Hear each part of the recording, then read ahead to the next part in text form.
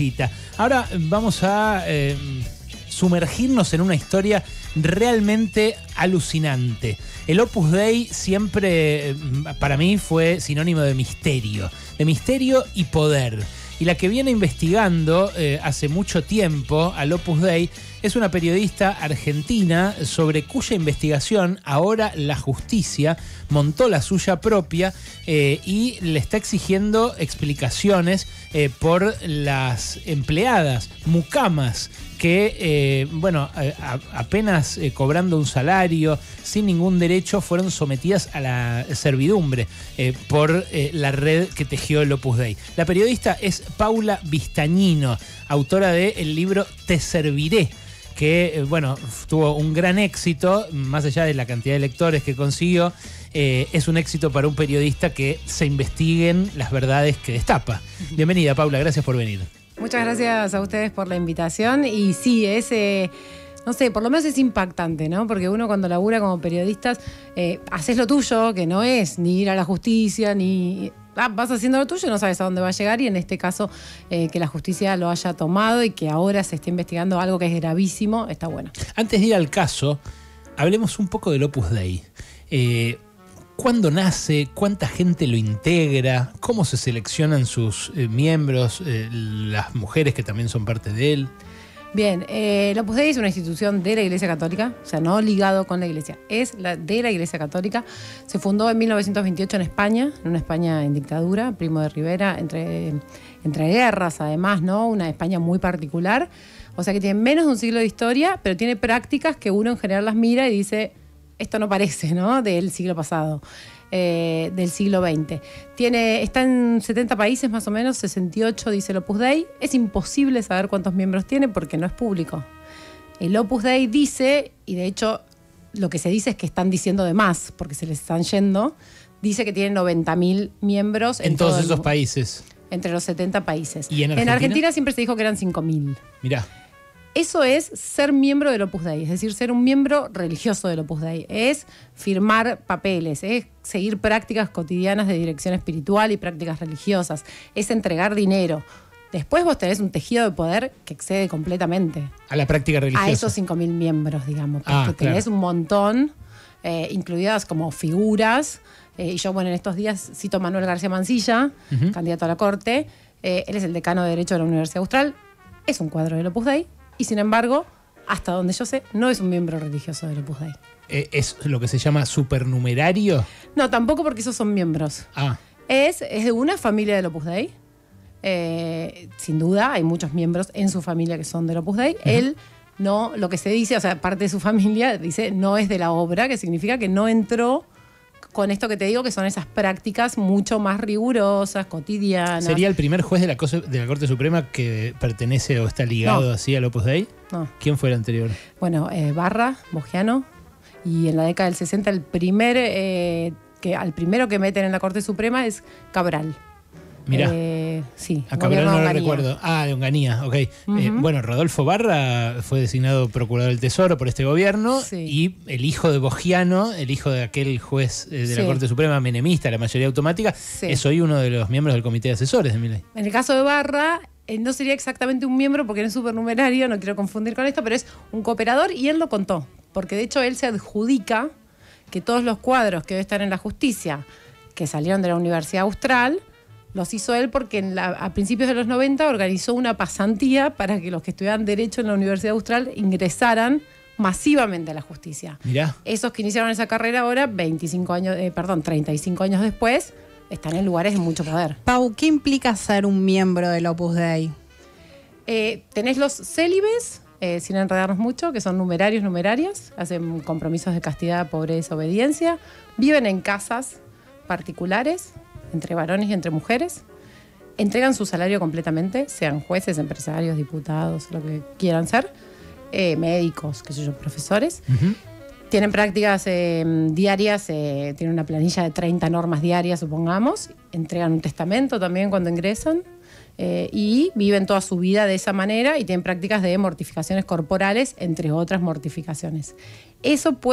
Son laicos jurídicamente, entonces por eso pueden ser todo esto que estoy diciendo, pueden ocupar lugares en la sociedad. Ese es como la gracia, iba a decir, la esencia del Opus Dei. Claro, es Es ese doble que no rol. son religiosos, ¿no? Claro. Vos no podrías ver en ninguno de estos lugares que yo mencioné, o siendo profesores de universidades públicas, que los hay, no podrías ver a un sacerdote, ¿no? En la Cámara de Diputados. Bueno, los numerarios del Opus Dei pueden. ¿Qué quiere decir mortificaciones corporales? Son prácticas, se llaman penitencia, bueno, mortificación corporal. Son prácticas de autoflagelación que tienen que ver con cuestiones religiosas, que usan no muchas órdenes ya, pero que se usan. Pero perdón, ¿qué onda? ¿Látigo? Un látigo, sí. No, justo dejé el libro afuera, pero después lo traigo. Que está en la tapa del libro, está la imagen de la disciplina, se llama, y es como un látigo de cuerdas, de soguitas, Sí. con puntas, con nudos en las puntas, y que una vez a la semana hay que, latigarse rezando. Y otro es el cilicio, que es como una liga metálica que se ajusta a la pierna, que se vio, es una película de ficción y no obedece a la realidad, está construido, pero en el Código Da Vinci Sí. se ve esa imagen Ajá. de una persona usando el cilicio que se lo ajusta a la pierna y le sangra. ¿Y eso pasa en la realidad? Sí. Más allá de la ficción del Sí. Código Da Vinci. Sí. Se le ajustan sigue eso y le usando. sale sangre. Bueno, hay, O sea, como hay como una 2024. discreción de, o sea, vos decidís cuánto silicio ofreces, porque se trata de ofrecerlo, ¿no? Entonces, de repente, muchas personas lo que testimonian es que cuando tienen una dirección espiritual muy estricta, y entonces cuando vos decías, bueno, estoy tratando de que fulano entre, traerlo y que entre Sí. a la organización. Y entonces, por ahí como indicación era ofrecer más silicio. Estoy tratando de que fulano ponga plata. Porque siempre se trata de conseguir nuevos miembros y más dinero. Claro. Entonces, ofrece más silicio, ofrece esto. Sí, bueno, 2 horas al día es la indicación mínima del silicio a diario. Las personas, numerarios y numerarias, que son los miembros célibes que viven en estas condiciones que yo digo, pero que igual tienen vida pública, Sí. lo usan. Después están los supernumerarios, que son quienes forman familias numerosas en general, Ujú. y que esto que estoy diciendo no, o sea, tienen una dirección espiritual, tienen misa, tienen que entregar dinero mensualmente y demás. Pero no se hacen el látigo ni la liga. Claro, pero es un poco más, sí, un poco más liviano, pero igual es bastante En exigente. ese casillero entraba, por ejemplo, Gustavo Vélez, que, bueno, me acuerdo en los 90 fue como una figura a la que se asoció mucho. Él declaró en los 90, existe esa declaración en la prensa, Ujú. que él era un seguidor de las enseñanzas de José María Escrivá de Balaguer, el fundador del Opus Dei y santo de la Iglesia. Y cuando vos ves muchos eventos que se hacen en la sede central de Opus Dei en la Argentina, que es en la calle Vicente López y Ayacucho, En Recoleta. sí, es un edificio que entregó, o sea, el terreno, esa parte la investigué duramente y pedí los documentos en el registro de la propiedad inmueble. La entregó Lanusse, que sí tenía familia dentro del Opus Dei. Uf. Alejandro Lanusse, mucha. De hecho, sobrinos numerarios y numerarias de estos que viven dentro. Lanusse les regala ese terreno y Videla les da un subsidio para que construyan parte de esa sede, que además la hice tasar y vale unos 25 millones de dólares. Wow. Esa es la sede central de Opus Dei en la Argentina. Ahí viven numerarios. Numerarios, y ahí durante 40 años, no, 40 no, porque se abrió en 1992 esa sede. Ahí estuvo y está todavía, lo que pasa es que no sé cuántas mujeres vivirán, la residencia de mucamas, de estas mujeres que ahora la justicia dice que fueron víctimas de trata y de explotación laboral. La residencia más grande de mucamas del Opus Dei de la Argentina está ahí para atender a los más capos del Opus Dei de la Argentina en ese lugar. O sea, el reclutamiento de empleadas no es para servir a terceros, sino para su propio, digamos, servicio, para su propio solaz. Exactamente, no es, porque a veces se cree que se imagina uno a la mucama de una familia. Claro, una agencia de No. colocación, digamos. No, Como que atienden estas casas donde viven estos miembros, de esta manera que estoy diciendo, con estas prácticas, y yo ubico como 2 razones. Una es económica, o sea, trabajan por techo y comida. No hay ningún salario, nada, ningún salario. Porque ellas también hacen compromiso de castidad, pobreza, obediencia, les hacen hacer, y entonces viven por techo y comida. Ahí atienden a estos hombres, y otra de las razones, más allá de la económica, que evidentemente la hay, ¿no? Tener un servicio de servidumbre 24/7, ¿no? Y no gastar un peso en eso, ni siquiera en un seguro médico. Hay una cuestión de plata, pero también hay una cuestión de este secretismo, necesitaban personas que los atendieran porque ellos son una élite y se consideran una élite y viven como si fueran la vanguardia iluminada de la Iglesia Católica, y entonces necesitan que los asistan, pero además estas mujeres no podían salir, no podían hablar con su familia, no podían contar lo que veían adentro porque estaban encerradas. Por eso fue que se empezó a investigar como una red de trata. Y claro, lo que termina es que los testimonios de estas mujeres simplemente las escuchas hablar y escuchas los traslados que iban de un lugar a otro sin que nadie les preguntara, sin avisarles a sus familias, que solo trabajaban, o sea, que les decían en qué tenían que trabajar y ellas nunca podían decidir en qué tenían que trabajar o qué les tocaba. Inclusive había cosas más sádicas como decirles, si vos decías, che, a mí me gusta cocinar, ponele que dentro de esas condiciones te mandaban a hacer otra cosa que no te gustaba. Pau, ¿dónde las reclutaban a estas mujeres? ¿Y cuál era la metodología que se utilizaba? Eso está todo, yo lo describí en los artículos y pude como armar un mapa de eso, un poco a partir de documentos históricos del Opus Dei también, porque ellos lo cuentan, porque ellos estaban orgullosos de que iban a buscar, e inclusive en off, ellos dicen, nosotros las fuimos a buscar, eran muy pobres, iban a crecer en el campo y las trajimos a la ciudad, les dimos una escuela y ellas voluntariamente decidieron santificarse sirviendo. ¿No? Que era lo que claro, les ofrecían. ese punto, esa santificación sirviendo, digamos, ¿cómo actuaba la fe, cómo actuaba el vínculo con la religión y demás sobre esas mujeres, ¿no? Es decir, ellas eran creyentes, se sentían parte de algo, aún estando desde ese lugar.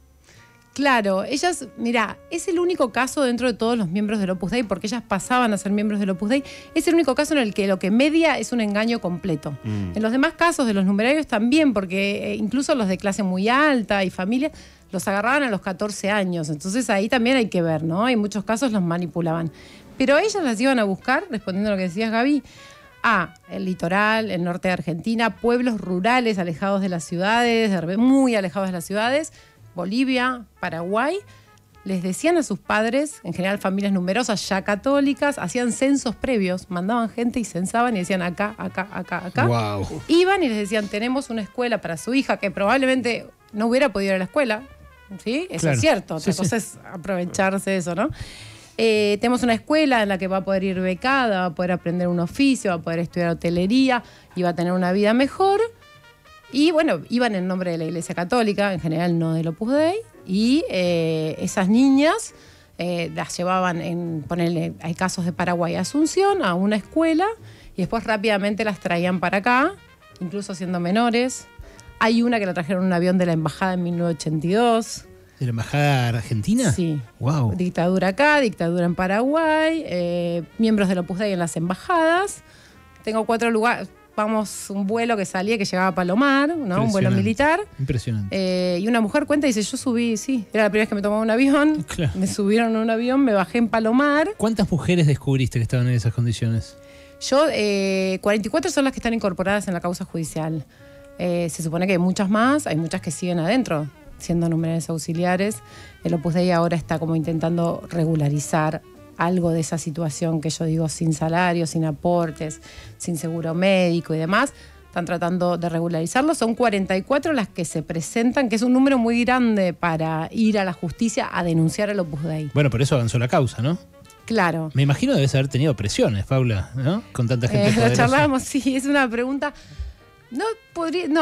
Siempre hay algo merodeando que es o explícito en algún comunicado del Opus Dei, que es que están evaluando iniciar acciones legales, algún tipo de acciones legales. Siempre está eso presente, cada vez que publico en un medio grande sobre todo. Ahora con el libro un poco también, no. Y después es muy elegante el Opus Dei. A ver. Que en general, de verdad que no me hicieron, eso lo quiero aclarar, no me pasó nada, no me hicieron nada, no. Sí recibí llamados de yo te quiero explicar porque vos te estás equivocando. Claro. Y te están usando. Y estas mujeres son unas desagradecidas, están resentidas, y te están usando a vos para... todo eso pasó mientras la justicia argentina todavía no había hecho la acusación que hizo, ¿no? Pau, así que ahora no. ¿Qué fue lo que más de los testimonios que vos pudiste recopilar, que más te impactó en cuanto a lo que te contaron, ya sea por la metodología o por lo que sufrieron esas mujeres? Cada historia es única, por supuesto, porque cada persona es una historia. Hay una matriz común, pero siempre encontrás particularidades. Y puedo decir así como en general, no sé, familias que vivían a 100 kilómetros de una capital, no sé, de la provincia del norte, y que no tenían teléfono, que no sabían qué había sido de su hija, sabían que se la habían llevado a una escuela, de juntar, no tenían teléfono, juntar plata para ir a hacer un llamado telefónico, llamar por teléfono a la escuela, que es en Bellavista, provincia de Buenos Aires, con lo que eso implicaba, pensemos en la década del 80, 90, y que no le pasaran el llamado a su hija. Ese nivel de deshumanización. Claro. Que vayan una familia con un gran esfuerzo para llegar hasta donde está su hija a verla y que le digan, no te puede ver porque está trabajando, tiene que trabajar. Claro. Y la mandaran a su casa. Que se muera un familiar, que se muera una mamá de alguna y retener una carta hasta 4 meses después para después contárselo como si fuera una anécdota del pasado. Para que no se entere, para que no se vaya. De que pida, bueno, hay una que pidió, su papá se murió, ella se quiso ir, se quiso escapar para verlo, se fue, la volvieron a llevar, no tenía plata para comprar el cajón de su padre, o sea, hacía 20 años que estaba trabajando en el Opus Dei gratis. Claro. No tenía plata para el cajón de su padre y le dijeron que tenía que ser más desprendida, que Dios le pedía ser más desprendida. Qué tremendo. Bueno, claro, esto es lo que está investigando el fiscal Eduardo Tayano, justamente, en esta causa, después de una investigación periodística de Paula de más de 10 años. Está plasmado en este libro. Yo les voy a mostrar para que vean, ¿cómo se llamaba este coso? ¿El látigo? Disciplina. Disciplina. Se dice darse disciplina. Que es como un látigo de 5 puntas con nudos en soga medio gorda, que debe doler un montón. Ellos todos los días a la mañana arrancan con esto. No, eso es una vez a la semana, con una oración, y el silicio, que es este que decía que es como una liga metálica en la pierna con puntas, 2 horas al día, cada día.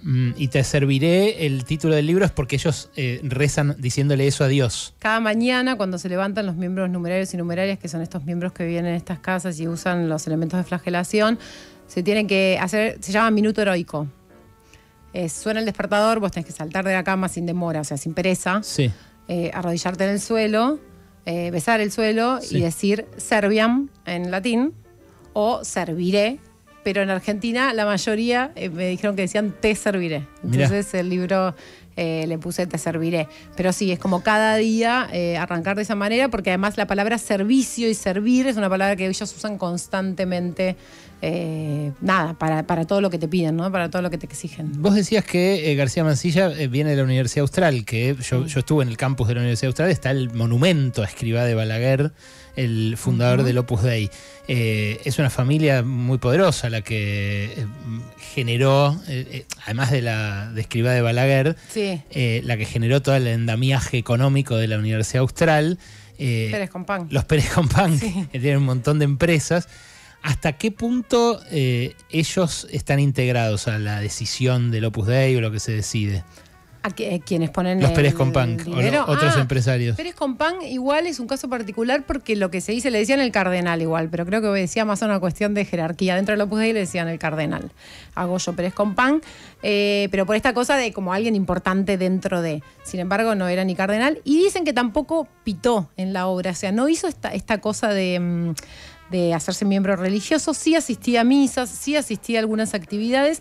El tema de Pérez Compán tiene una variable un poco más política, que es que él había puesto mucha plata en la UCA, y en un determinado momento parece que se peleó y entonces llevó plata para la Austral y ayudó a que se fundara la Austral Como y que se hiciera el competencia. campus. Sí, hay una variable de esas, pero sí, él participaba de muchísimas cosas del Opus Dei. Y esto dicho por un ex miembro del Opus Dei que tuvo un rol muy importante y que sigue con una pata un poco adentro. Siempre se dice que puso $100 millones, Pérez Compán, para la Austral. Wow. Y me dijo que puso $180 millones para hacer la Universidad es una Austral, diferencia. que fue todo el terreno, claro. Y hasta el día de hoy la Fundación Pérez Compán paga algunos salarios de la Universidad Austral. Sí, lo sé. Y la otra que te iba a hacer es, ¿qué dice el Papa de todo esto? El Papa Francisco. Bueno, los jesuitas fueron históricamente los rivales del Opus Dei en aquella España en la que surge. No querían que una institución que se creía por encima del resto de los católicos, porque ellos consideran que el resto de los católicos tibios, supongamos. Mirá. O que no son... Ellos eligen, o sea, ellos se proponen elegir a los mejores católicos. Claro. Nosotros somos los mejores católicos. Una élite, claro. Sí, absolutamente. Dentro de la Iglesia Católica. Buscan católicos, ¿no? Por supuesto. Esa idea ya no les cerraba, ¿no? Entonces, como la idea de que ellos son la cumbre de algo y tienen esta metáfora o esta figura, digamos, que es la de una montaña, la sociedad como una montaña, a diferencia de los jesuitas, si querés, jamás construir, o sea, construir desde las bases, no, ellos las bases, y lo explicitan, no les interesan. Ellos quieren ocupar la nieve de la montaña y derretirla y de esa manera gobernar, ¿no? Que sus ideas lleguen al resto, pero no les interesan las bases. O sea, casi todos los que estuvieron en el Opus Dei, vos le preguntás y te dicen, nunca vi un pobre en mi vida. ¿Y por qué no los echa el Papa si está tan enfrentado desde hace 100 No años? es tan sencillo. Bueno, vienen con un santo, José María Escrivá de Balaguer es santo. Vienen con una prelatura personal a la que vació de contenido, que es la única prelatura personal de la Iglesia Católica y que les permitió funcionar con autonomía en todo el mundo. Y autonomía me refiero, hay una ex numeraria que dice que el Opus es una mezcla de secta con partido político con multinacional. Ellos funcionan en cada país como si fuera una franquicia. Ellos llegan con sus manuales y es lo mismo que estés en el Opus Dei acá o en Kazajstán o en Filipinas. Es lo mismo adentro, ¿no? Son las mismas reglas y es todo exactamente igual. Y el Papa les dio esa figura, el Papa Juan Pablo II, y es muy difícil ahora llegar y decir váyanse. Lo que sí los está haciendo cambiar sus estatutos de funcionamiento y van por el tercer cambio rechazado por el Papa. Ah, mira, o sea, una tensión ahí. Ay. Y hay una causa. Esa causa judicial puede tener consecuencias después. Claro, puede Hay que llegar a ver. intervenir a partir de ahí el Papa. Sí. Bueno, es raro que entrevistemos un periodista o una periodista.